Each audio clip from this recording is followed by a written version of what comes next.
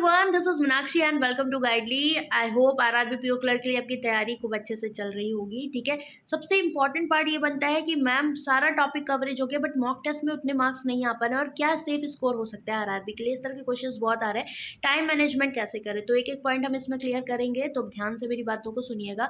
सबसे पहला तो ये है कि सेफ स्कोर को लेकर आप लोग पूछते हो तो बिना पेपर हुए कोई कैसे बता देगा, बट हाँ फिर भी एक अगर आप चाहते हो कि हाँ एक जिस हिसाब से करंट ट्रेंड चल रहा है, लास्ट ईयर पेपर हुआ या फिर जैसा भी है कि आपका मॉडरेट लेवल रहता है, तो आपको कम से कम 65 प्लस या इसके अराउंड मार्क्स लाने हैं। ठीक है, आपका अल्टीमेट गोल यही होना चाहिए कि इसके ऊपर लाने हैं, रुकना नहीं है आपको तब तक।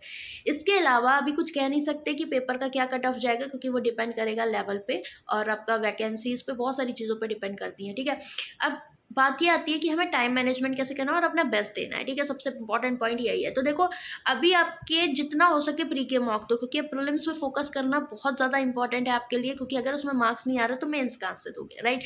तो प्रीलिम्स के लिए आप क्या करो, जितना हो सके प्रैक्टिस करो, अलग से प्रैक्टिस मॉडरेट लेवल की करो और मॉक टेस्ट दो। ठीक है, अभी जैसे हम 11 AM क्लासेस कर रहे हैं, तो अगर आपके एग्जाम में जैसे लेंदी डीआई आ गई, कभी ऐसी वेरिएबल बेस्ड अर्थमेटिक आ गई, ऐसी नंबर सीरीज आ गई, तो हर एक चीज़ जिससे भी जैसा भी पिछले साल जिस जिस शिफ्ट में पेपर आया था उस तरह के क्वेश्चंस मैं आपको यूट्यूब पे करवा रही हूँ। तो 11 AM वाली क्लासेस को आप मिस मत करिए लाइव। ठीक है, बाकी लाइव मॉक सॉल्विंग सेशंस भी हम लोग स्टार्ट करेंगे अब, मैराथन्स भी। तो 11 बजे आपकी मैथ्स की टाइमिंग है, प्लेलिस्ट मैं कॉमेंट सेक्शन में दे दूंगी जो अभी रिसेंटली क्लासेस हुई हैं उनकी। ठीक है, क्योंकि काफ़ी इंपॉर्टेंट है, मिस मत करना।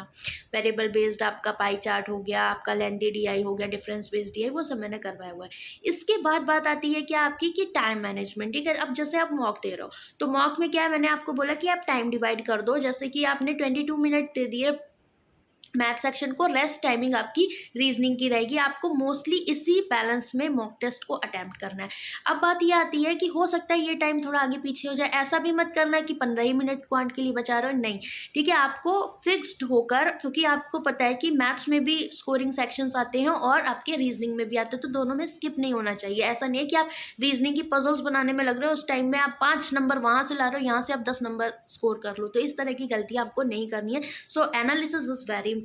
तो जो टाइमिंग मैंने डिवाइड करके आपको बोली, आप उस हिसाब से काम करिए।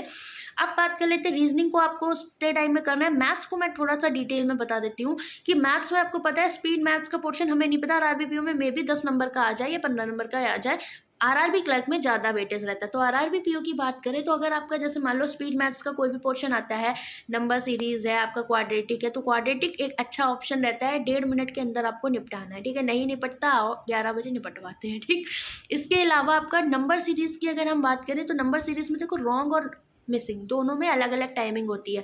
मिसिंग नंबर आप 1.5 से 2 मिनट में कर सकते हो, लेकिन रॉन्ग नंबर सीरीज में आपको कभी कभी टाइम ज़्यादा लग जाता है। तो मैं आपको बता दूं, अगर आप वहाँ फंस रहे हो तो 30 सेकंड से ज़्यादा टाइम मत देना, स्किप कर देना, अदरवाइज आपकी टाइमिंग खराब होती है, राइट।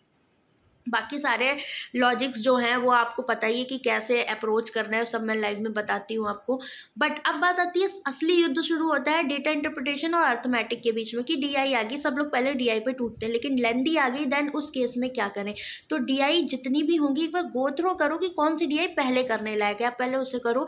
फिर आपको ऐसा लगता है कि एक डीआई में 5 क्वेश्चन आए हैं, पाई चार्ट आ गया, आपको लग रहा है उसका लेंदी सॉल्यूशंस है, लेकिन कोई अगर क्वेश्चन ऐसा है जो डायरेक्ट वैल्यू से हो रहा है, देन उन 2 क्वेश्चन को आप निपटा दो, कम टाइम में हो गए।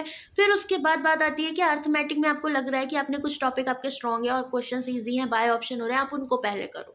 ठीक है, तो ये सारी चीज़ें आपको इस तरह से जब करोगे then you can score more, मतलब कि आप बेस्ट स्कोर कर पाओगे, बिकॉज ये एक अच्छे मतलब कहते हैं स्टूडेंट जिसका क्लियर होगा उसकी स्ट्रेटेजी इस हिसाब से जानी चाहिए। बाकी live mock solving sessions 11 AM में करवाऊंगी, तो आप मेरे साथ जुड़ सकते हो। मेंस की तैयारी आपको करनी है, इस साल के सारे एग्जाम कवर हो जाए उसमें, तो 4.0 आपका लॉन्च हो चुका है, मॉडरेट लेवल प्रीलिम्स से मेंस तक ये पूरा कवर होगा।